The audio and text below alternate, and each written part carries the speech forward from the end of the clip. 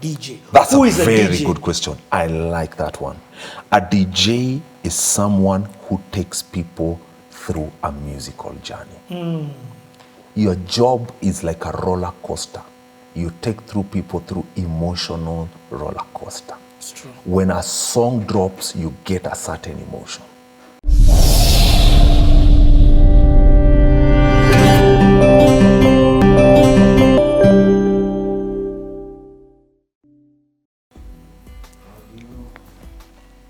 We're rolling. You can hear? Checkity check. Krowbar, I know it's good. Mic check, one, Just two, in 1, case. 2. 1 check, mic 2, 1, 2. Mic check, 1, 2, 1, 2. Mic check, mic check, 1, 2, 1, 2. So, fanya your thing. I'm not even going to do an intro. We're just going to continue the story from where we left off. So where we left off on this Krowbar, Yes. a receptionist has literally changed your life. Yes. And that's why I was like, we just need to take a break to just take that in. The conversation that she had with you. There is a line she said when she was giving me that brochure, and it just clicked me when we were on the break. She said, the reason it's good for you to start with DJing is the more you DJ music, the more you will know what ticks in a song. So that when you go to beat making, you will know what to do because you have played so many of them. You know what ticks. That is powerful. That just changed my mind. But your mom is like, hell to the no. My mom is like, no. My mom says, go talk to your father. And so my mom gives me bus fare. I go all the way to Nyeri. By that time, my dad had now been transferred to Nyeri at Keganjo. As he was now a faculty member. He's now teaching young officers. So I go there, I meet my dad, I tell my dad this whole thing and stuff. My dad looks at me. My dad has always pocketed in those. The more I tell my stories, you'll see my dad just lands on certain moments in my life that are huge, that really transition my life. So the first time he lands in, when I go to high school, like huge moments. Another huge moment is this one. Comes, he listens to me, looks at me, then he says, okay, sasa. So my dad goes, withdraws cash at a bank in Nyeri, gives me the cash. What? Gives me the cash. I come home with the cash. My mom looks at that situation, and the spiritual woman in her says, looks like God has spoken. What? And I go like, what? You know, at that point, I do not understand that line. But I remember her saying, looks like God has spoken. And I remember the following day, my mom took an off, and we went to Homeboys together with her. No Yes. way. And we were given a tour around that whole facility. And we went to the account office and we paid. Krowbar, just hold on. I'm Yes. aware that your mom is not normal. Imagine. Both of them. Yes, actually, both of them. Yes. You have to understand. Technically, later on, my dad said, I thought you were going through a phase. He removed the money thinking, either way, this guy is going to do this for 6 months, but in August, he's joining. When we get to August, I'll tell you another story, but go on. You have to understand, I understand parents' resistance against the arts. Yes. Our parents' generation. Now Yes. we can be different. Yes. Because they looked at the career opportunities and they're like, what's this guy Doing. You Yes. get? And with their understanding, wisdom, and knowledge, Yes. they didn't see that would help your future. Yes. But this is the thing, your mom with all of that, Yes. and she's right for that time. Yes. You get, because you pioneered your field, why hence why Yes. you are seated in this place. Yes. You get, there are things you've pioneered within your space. She switches. Actually, that is what is it's beautiful to my mind. The fact that she has the ability to switch from non-supportive Yes. to supportive, to the point where she takes an off. I would say that switch is purely based on, remember, the line is, the Lord has spoken. So to her, obedience is better than sacrifice. So her mind leans on, I do not understand this. Lean not on your own understanding. So I do not understand this, but looks like this is what God wants you to be. This is where God wants you to be. You guys, That is a huge deal. That is practicality in the faith. That is not theoretical. There you go. So we go with my mom at Homeboys. My mom makes that payment, and we are given a tour. And I remember when we walked out of that school, she says, this is a good school. This is a good school. Put in the work. Okay. Guess what happens after that? My mom, the moment we get back to Thika, she applies for a transfer to come back to Nairobi so that I can school easily. I'm done. I want your mom. Do you understand the sacrifice she made? Yeah, I even have tears. She applied for a transfer to come back to Nairobi, to be specifically industrial area, so that it's easy for me to walk from industrial area to Baricho Road and back.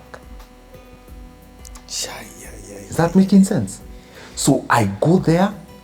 I remember the first time I walked into school. It was actually my birthday when I turned 19. It was a Monday, the 5th of April, 2004. I was turning 19, day one. Walk into a class, and the first person to walk into a class was a girl. She was a female lecturer. And I remember we were about 5 or 6 of us, and a lady walks in. Her name is DJ Sheiks. Do you know who's DJ Sheiks? DJ Soxy's wife.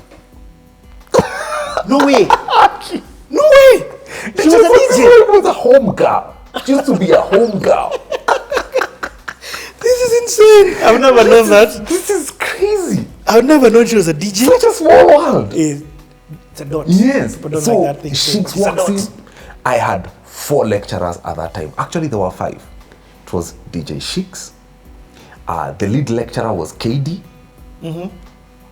Wesley, Hassan. And then the other female lady was Caramel. She goes by the name of DJ Caramel. Yes. So those are my 5 lecturers when I was at home. DJ John John was a senior guy. He was not teaching. But he never used to make up. See, they own the premises. He didn't make some appearance to give you the history. John never came to class even once. Never. I never saw John. I never saw my Krowbar. He's the owner of the business. Yes. I never saw him in class. I saw him around, but I never saw them in class. So were you guys were the first Homeboys? No, the first. Technically, Homeboys began in 2003. Right, DJ Kev even used to be. The first Homeboys student was DJ Wesley. Wesley Kepiagon. Wesley Yagon, sorry. He was the first. His registration number is 001. He was the first ever Homeboy student. A year later, he was teaching at the same school. So are you're like class years after that? No, me, I'm like the that training takes 2 months. Yes. So it was two. So I was like the 5th bunch to walk into Homeboys. Were you in that first class that you did? Were you with other DJs? Can you remember the guys you All the other guys in the room, none of them are DJing now. But are they in entertainment? No. None of them. Okay. None of them are in the entertainment scene. Ooh, interesting. But I remember we walked in, and I remember telling myself, I am going to be the best that there is in this. Krowbar, before this, yes, your hands have never been touched. They have never touched DJing equipment. Never. I just remember, this is a turntable, this is a mixer, this is a record, this is how it works. And back then we were learning with records. The Serato technology, Serato technology hadn't come out yet. So we were on records and CDJs. You were like at the last era, the tipping point. Serato actually came out in 2004, but it hit Kenya in 07, 08. Oh, I get it. So before that technology hit Kenya, that whole era we were all on vinyls and CDJs. Okay, can Yes. you remember the first lesson the first thing that you were learnt that defined to you what DJing was? Oh, it was a cue point. Cue point, where the song begins. Cue means start. Where does the song start? I remember Sheiks teaching us, have you put the record? I want you to move the record until you hear where the song begins. Explain to somebody who may not understand it, because Yes. they're like, but see, the song starts from 0001. Nah, no. Every song has a starting point, and some songs have multiple starting points. But from a DJing perspective, you have to choose your starting point, which is a constant place where there's a downbeat. Yes, the first doom or the first downbeat. Whether it's a kick or there's no kick, you have to find your downbeat, because that is what you'll use to mix the next song. So I always remember that was the first lesson we were taught. And what in your version this is like a class in session, but Yes. hey, let me eat a bit of it. Yes. What is DJing then for you? What is the work of a DJ? That's Who a is very DJ? good question. I like that one. A DJ is someone who takes people through a musical journey. Your job is like a roller coaster. You take people through emotional roller coaster. It's true. When a song drops, you get a certain emotion.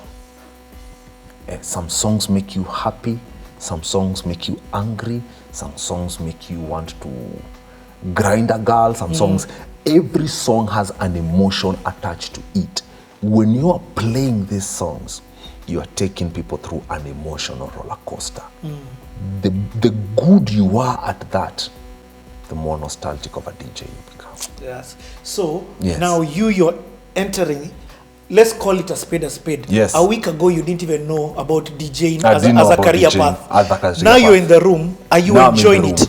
I am enjoying it. My mind is locked onto production. Remember? Yes. So I am doing this course so that I can do the next course in a few months. Is that making sense? Making sense.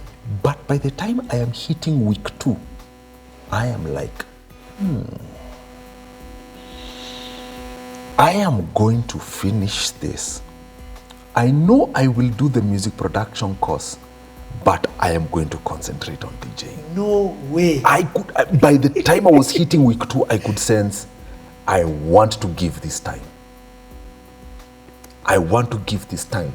I just felt like I want to DJ in front of people and get that kind of feedback. So the more we did, because we're there for 2 months for DJing.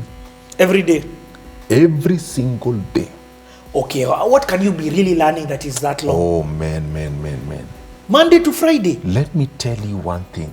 Most people approach DJing and think DJing is mixing. There are several layers to it. When you listen to a song, you have to dissect the song. When you listen to a song, the first thing you have to dissect is what is the song making you feel. You listen to it on a top layer level, just like anyone else. What is this song making you feel? All right. So you have to connect with, you as a DJ, you have to connect with the song emotionally. Then you have to think of the song as a DJ. So I have to think, okay, I have to know the layout of the song. Intro, once we go from the intro, do we go to a verse or do we go to a chorus? Yeah. Okay, are we going for a verse or to a chorus? How many choruses do I have? How many verses do I have? Do I have a bridge? Do I have a hook? Do I have a hook after every bridge? So I'm just analyzing what is the layout. The structure of the song. The layout of the song. Okay, Okay? After analyzing the layout of the song, what is the speed of the song? BPM, that's what they call Yes, BPM. the BPM. Beats per minute. What is the speed of the song? What is the genre of the song? What type of genre Yeah. is it? So where do I classify it? Is it, if it's local, is it a hip hop? Is it a raga? Is it a kapuka? Is it a what? If it's international, what does it fall? If it's an African song, where does it fall? So you have to put it within a certain genre. And then those were the initial things. The other things I learned as I went on. The other things that I learned is, what key is this song produced in? You even moved to key. Boom, me, I went into key.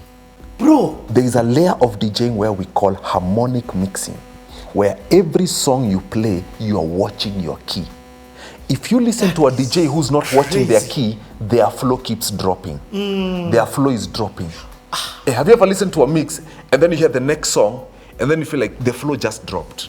Or the energy is just too much? Yes. The energy is just too much. So the flow is not consistent. So for you to keep the consistency, you have to know a little bit of music. Musicality. Yeah, I'm going to tell you. That's musicality now you're talking about. This is where music production comes into play. Ooh. So you have to watch that. You have to watch where you're going. You don't just mix a song anywhere. Always mix a song on a chorus. If you want to mix it anywhere else, you have to be creative with it. You have to be creative with it. You have to know, this is where I want to mix my next song. Majority of the time, you're going to mix on a chorus. And when you're mixing on a chorus, you have to count your beats. A chorus has 32 beats. Divide that by 4, it has 8 bars. Okay, so you have to know that intro song that you're mixing, how many bars? So you have to know, if you have 4 bars, then I have to let these first 4 bars start go, this time. Then time it here, so that when this chorus ends, this other song begins. So that the person dancing can sing that chorus to the end and then begin with this new other chorus. And the reason why you end on a chorus is because me as the listener, yes, me, I want to sing the chorus. You want to sing the chorus. We're not about just the verse. You can't mix anywhere. You just can't mix anywhere.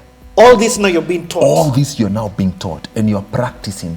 You're being taught how to choose a song. Record selection, you're being taught, but it's a skill that you acquire over time. It doesn't just happen. Then you're taught different transition techniques, cut mixes, long transitions, how to use effects in your transitions. All these, those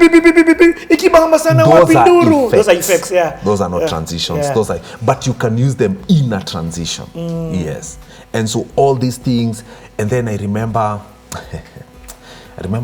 Homeboys once had a gig at Splash Water World. And I remember as a rookie DJ in that same year, so we did my DJing. So remember, transfer into Nairobi. So we transfer, I do my DJing. After that, I get a 2-month break, come back, do my music production course. So you go back? See, it's the same 2004. Yes. No, yes. You finished DJing and then DJing in 2 months. You enrolled again for now production. I now enrolled again for production. See, my mom said she's going to pay for production. Yes. She pays for it. Hold on, okay, don't rush. I'm not rushing it. All this is happening in the same year. What I mean is, yes, in DJing, yes, do you DJ? Do you take your skills and put that skills in front of an audience? Oh, they're tested in that year. I'm getting there. Oh, but not within these 2 months. Not within those 2 months. In fact, in my DJing class, I graduated at the top of my class. Graduated because I am in my zone. I am in my zone. Did you feel like you had some natural skill? I could feel this thing is easy on me. Maybe it's because I've been on music to a certain level. Your passion, yeah. But I could feel this thing is coming easy on me. Just the way I am connected with DJing, the way it's working. My mom bought me my first CD bag.